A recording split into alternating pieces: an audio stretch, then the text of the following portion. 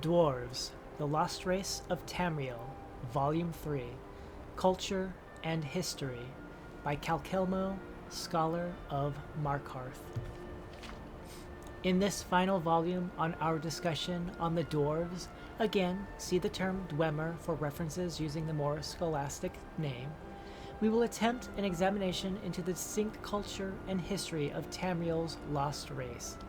We must, however, begin such a discussion with a warning. Despite what certain academic circles would like people to believe, there is so far no evidence that verifies any claim as to the Dwarves' particular customs, morals, myths, legends, laws, systems of governance, or involvement in major historical events outside of those few examples that remain indisputable. For instance, while we can say with absolute certainty that the disappearance of the entire Dwarven race happened very suddenly, only the laziest of junior scholars would say that this event happened in the same day or even the same hour. There is simply no proof to dispute the theory that perhaps the Dwarves disappeared from Tamriel gradually over the course of several years or indeed several decades.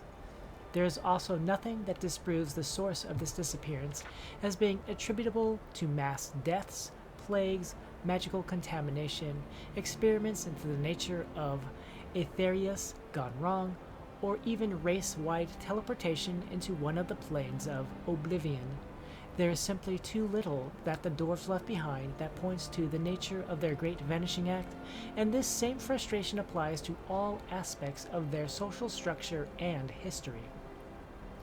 What we know then can only be inferred by the writings of the other races which made contact with the Dwarves before they left Tamriel. The Dark Elves, Dunmer, for example, teach that their great prophet Nerevar helped unite the Dwarves and the Elves in Morrowind against occupying Nord armies from Skyrim in the First Era. But Nord and Orc writings also indicate that the Dwarves were also allied with them at various points and in various legendary battles of theirs. Unfortunately, none of these legends and folklore make an effort to describe the Dwarves in great detail, only that they were a secretive people and that an alliance with them was unusual enough to warrant crafting a story around. And past the First Era, no race makes note of encountering any living Dwarves at all.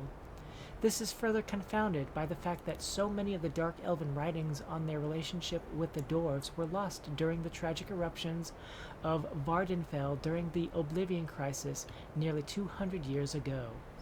What secrets they could have revealed about the lost race are now buried behind layers of molten earth along with so many unfortunate Dark Elven people. Thus, we conclude our discussion on the Dwarves on a somber note.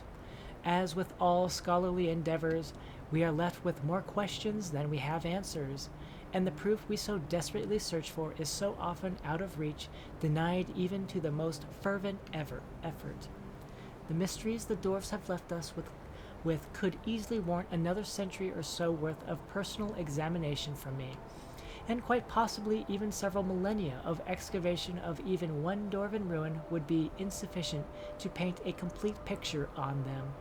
But what we can see from our threadbare tapestry of Dwarven artifacts is a careful, intelligent, industrious, and highly advanced culture whose secrets we as students and teachers of their works can only hope to uncover someday.